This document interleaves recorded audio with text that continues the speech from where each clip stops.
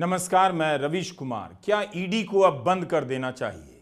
जब एक सरकारी जांच एजेंसी ऐसी हरकत करने लग जाए कि कानून के समक्ष भी अपने काम का बचाव ना कर सके, तो फिर इस विभाग को भंग ही कर देना चाहिए।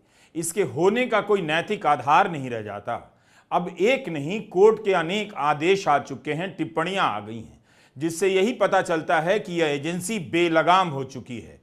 पंजाब और हरियाणा हाईकोर्ट के जस्टिस महावीर सिंह सिंधु ने कांग्रेस के विधायक सुरेंद्र पवार के मामले में जो कहा है, उसे सुनकर इसके अफसरों को शर्मिंदगी तो होती होगी, लेकिन शर्मिंदगी अगर हो रही होती तो एक ही गलती को बार बार दोहराया नहीं जाता।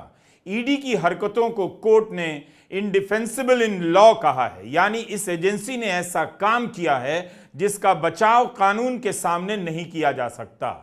तब क्या इस विभाग के ही अफसरों पर मुकदमा नहीं चलाना चाहिए या इस विभाग को ही भंग नहीं कर देना चाहिए?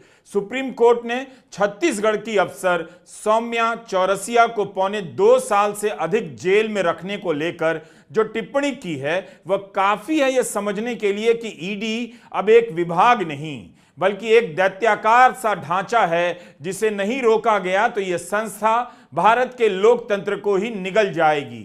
या तो इसे संसद के प्रति जवाबदेह बनाया जाए या इसे भंग ही कर दिया जाए। आखिर कभी तो अदालतों को ईडी के अफसरों को जवाबदेह बनाना पड़ेगा, उनकी जवाबदेही तय करनी पड़ेगी। लोकतंत्र और लोकहित में इसमें काम करने वाले सभी अफसरों के नाम के साथ उनके फोटो जनता के बीच प्रकाशित किए जाने चाहिए, ताकि लोग भी जानें कि इस विभाग को किसी को जेल में डाले रखने का विभाग बनाने वाले कौन हैं। कांग्रेस विधायक की अवैध गिरफ्तारी रद्द की गई है। पंजाब और हरियाणा हाईकोर्ट के जस्टिस महावीर सिंह सिंधु ने यहां तक कह दिया कि 14 घंटे पूछताछ करके आप कोई हीरो नहीं बन जाते हैं। हीरो कैसे बनेंगे? जब यह रिकॉर्ड होगा तो आने वाला इतिहास खलनायक के रूप में ही दर्ज करेगा, और करेगा जरूर ईडी का सारा काम। जस्टिस सिंधु ने कहा कि ईडी का सारा केस मुख्यतः जाली ई रवाना बिल पर आधारित है। जस्टिस सिंधु ने यह भी कहा कि पवार का नाम पहली 8 एफआईआर में नहीं है, नवी एफआईआर में भी वह आरोपी नहीं बनाए गए। कोर्ट ने कहा कि जब अवैध खनन मामलों के लिए माइंस एंड मिनरल्स एक्ट 1957 पहले से मौजूद है, तो यह मामला पीएमएलए मनी लॉन्ड्रिंग के अंतर्गत कैसे आया? इसे मनी लॉन्ड्रिंग के तहत अनुसूचित अपराध के रूप में नहीं देखा जा सकता है, इसलिए कोर्ट ने अभियोजन पर रोक लगा दी है। जस्टिस सिंधु की बेंच ने संविधान के आर्टिकल 21 का हवाला देते हुए कहा है कि ईडी को अनावश्यक उत्पीड़न करने से बचना चाहिए। संविधान के अनुच्छेद 21 और संयुक्त राष्ट्र के मानवाधिकार मानकों के तहत संदिग्धों के साथ उचित व्यवहार करना चाहिए। ईडी को सुधार के लिए कदम उठाने चाहिए। संदिग्धों के खिलाफ जांच के लिए उचित समय सीमा का पालन हो और इसके लिए अधिकारियों को संवेदनशील बनाना चाहिए।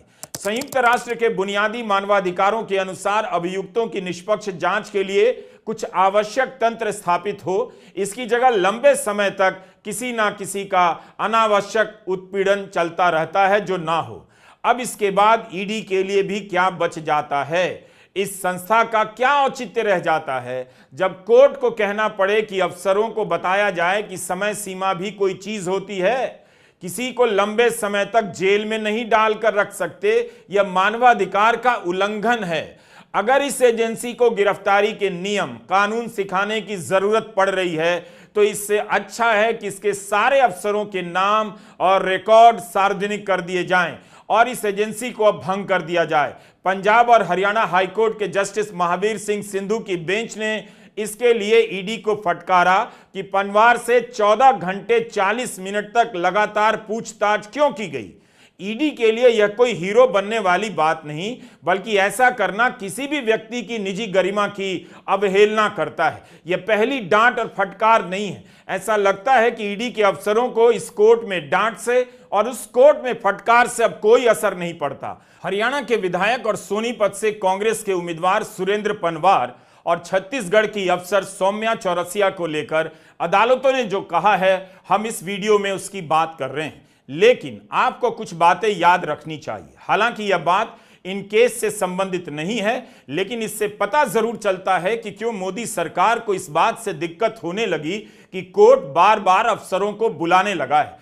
केंद्र सरकार एक प्रक्रिया बनाए जाने की मांग करने लग गई और सुप्रीम कोर्ट ने प्रक्रिया बना भी दी। कुछ खास परिस्थितियों को छोड़कर अफसरों को कोर्ट में ना बुलाया जाए। तय हुआ कि जब भी अधिकारी की निजी पेशी का आदेश दिया जाएगा तो उसमें कारण बताया जाएगा कि क्यों उसकी पेशी जरूरी है। निजी पेशी के लिए अधिकारी को पर्याप्त समय दिया जाएगा और उसे इसके बारे में पहले बताया जाएगा ताकि वह पूरी तैयारी से आए और केस में कोर्ट की मदद कर सके। सुनवाई के दौरान अधिकारी को अपमानित करने वाली टिप्पणियों से बचा जाएगा। कोर्ट पेश हुए अधिकारी की फिजिकल अपीयरेंस, शैक्षणिक पृष्ठभूमि या सामाजिक स्टैंडिंग पर टिप्पणियां करने से बचेगा। अदालत वहां सम्मान और पेशेवर माहौल बनाएगी। पेश हुए अधिकारी के कपड़ों पर टिप्पणी नहीं की जाएगी जब तक कि उसकी पोशाक उसके ऑफिस की विशिष्ट ड्रेस कोड का उल्लंघन ना करती हो। क्योंकि जब नाम से बुलाया जाता था और नाम से फटकार पड़ती थी तो अखबारों में खबर छपती थी और सबको पता होता था यह अफसर कौन है। अब उस अफसर का चेहरा नहीं है। इसके बदले एडिशनल सॉलिसिटर जनरल या सरकार के दूसरे कई वकील कोर्ट के सामने खड़े होते हैं। इन अफसरों का नाम अब सामने नहीं आता। कई बार लगता कि कोर्ट को अब ईडी के अफसरों को बुलाना भी चाहिए ताकि उनका नाम और काम जनता को पता चले। महाराष्ट्र में शिवसेना के नेता संजय राउत को अवैध रूप से गिरफ्तार किया गया। 100 दिनों तक जेल में रख दिया गया। एक सांसद को अवैध रूप से अरेस्ट कर जेल में डाला गया है। यह हम नहीं, बॉम्बे हाईकोर्ट का फैसला कहता है। दिल्ली पुलिस ने एक संपादक को ही अवैध रूप से गिरफ्तार कर लिया। सुप्रीम कोर्ट ने कहा अवैध है। अब हरियाणा के कांग्रेस विधायक सुरेंद्र पनवार की गिरफ्तारी को कोर्ट ने अवैध कहा, उन्हें बरी ही कर दिया। 68 दिनों में ईडी का केस एक तरह से खत्म हो जाता है।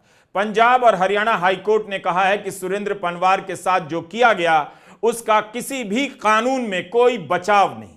सुरेंद्र पनवार 68 दिनों तक अंबाला जेल में रहने के बाद रिहा हुए। एक चुने हुए विधायक को जब अवैध रूप से गिरफ्तार किया जा सकता है तब फिर इस देश में भरोसे के लायक कौन सी संस्था बची है। सुरेंद्र पवार के साथ साथ दिलबाग सिंह और कुलविंदर सिंह को भी गिरफ्तार किया गया।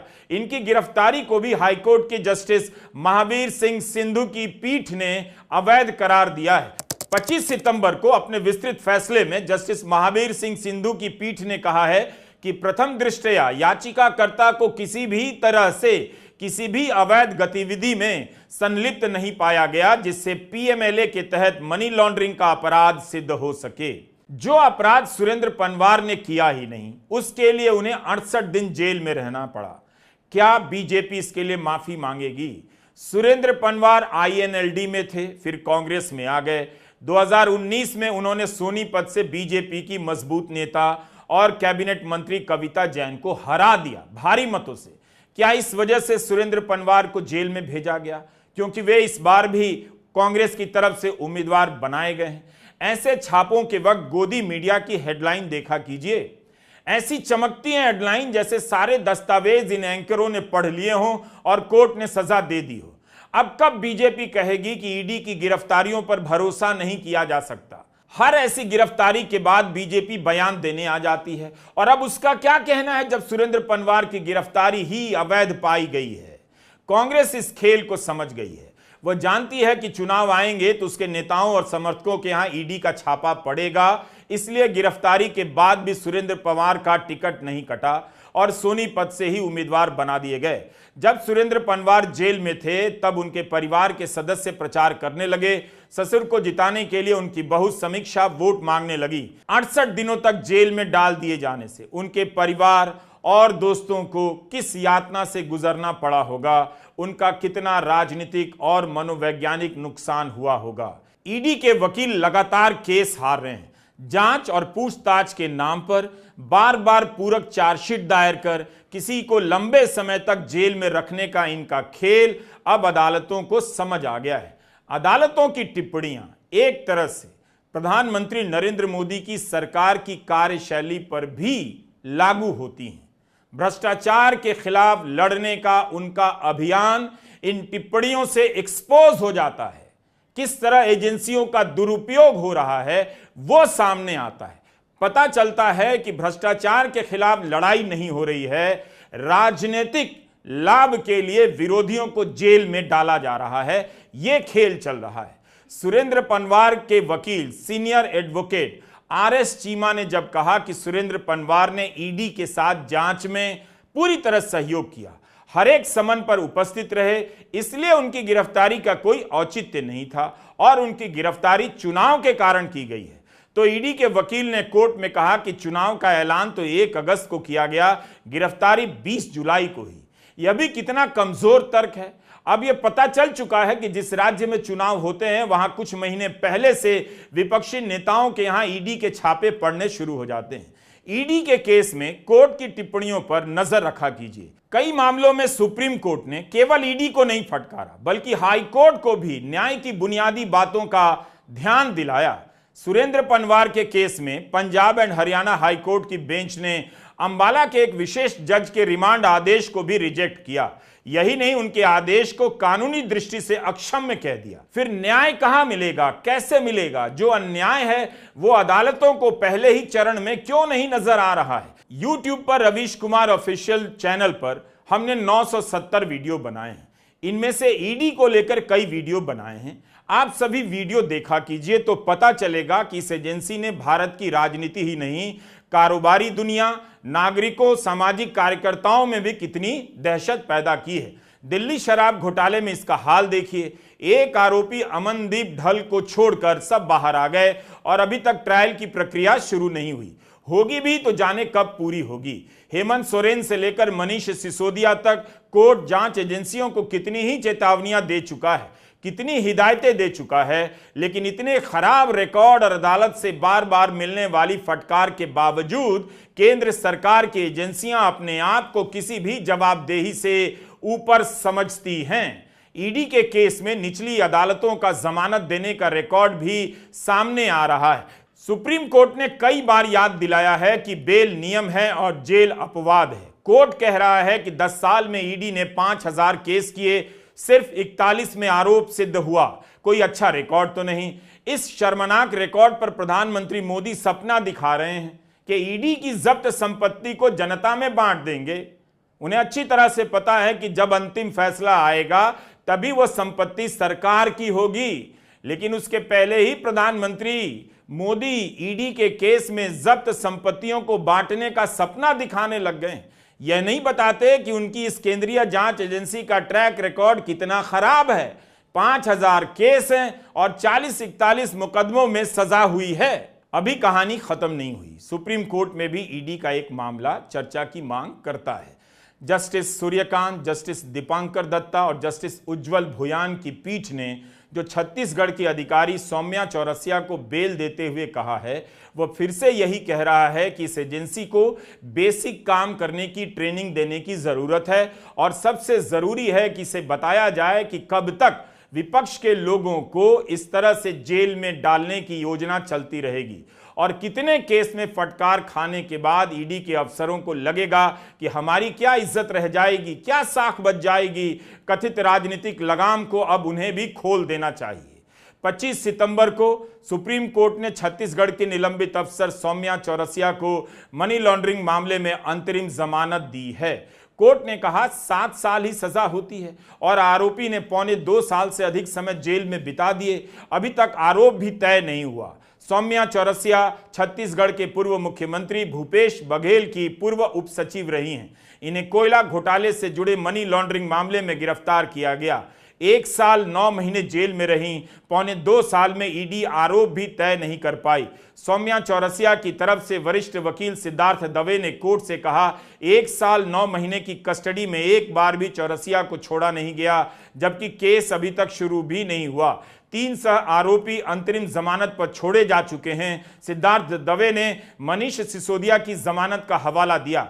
छत्तीसगढ़ हाईकोर्ट से बेल नहीं मिली। हाईकोर्ट में उनकी जमानत तीसरी बार खारिज हुई, तब जाकर सौम्या चौरसिया ने सुप्रीम कोर्ट में चुनौती दी। सुप्रीम कोर्ट ने शर्तों और नियमों के अधीन अंतरिम राहत प्रदान करते हुए आदेश दिया है कि इस मामले में कई आरोपियों को जमानत दे दी गई है। सुनवाई के दौरान जस्टिस उज्जवल भुयान ने ईडी को एक बार फिर से कड़ी फटकार लगाई और कहा, आरोप तय किए बिना आप किसी व्यक्ति को कितने समय तक जेल में रख सकते हैं। इस कानून के तहत अधिकतम सजा ही 7 साल है।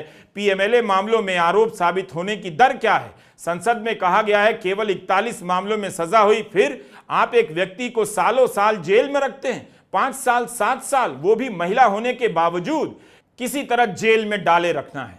अब अदालतों में यह खेल एक्सपोज होने लगा है। केंद्र सरकार की तरफ से जब additional solicitor general SV Raju ने कहा कि आरोप इसलिए तय नहीं हो सके क्योंकि कुछ आरोपियों के खिलाफ गैर जमानती वारंट की तामील नहीं हो सकी और निचली अदालतों में आरोपी पेश नहीं हुए, तब जस्टिस दीपांकर दत्ता ने हैरानी प्रकट करते हुए एएसजी एसवी राजू से कहा कि क्या यह किसी को सलाखों के पीछे रखने के लिए पर्याप्त कारण है? ऐसा लगता है किसी को अवैध रूप से गिरफ्तार करना ही है तो किसी को बस किसी तरह जेल में रखना है। अलग अलग मामलों में देखिए यही जाहिर होता है। ईडी जानती है कि प्रक्रिया ही सजा है, प्रक्रिया में उलझाना ही ईडी का मुख्य काम हो चला है। 2-2 साल विपक्ष के नेताओं को अंदर कर दो, ठीक चुनाव से पहले विपक्ष को इस तरह से खत्म कर दो। गनीमत है कि विपक्ष ने ईडी के डर का भूत उतार फेंका है, वरना इस देश का लोकतंत्र खोखला हो चुका होता। नमस्कार, मैं रवीश कुमार।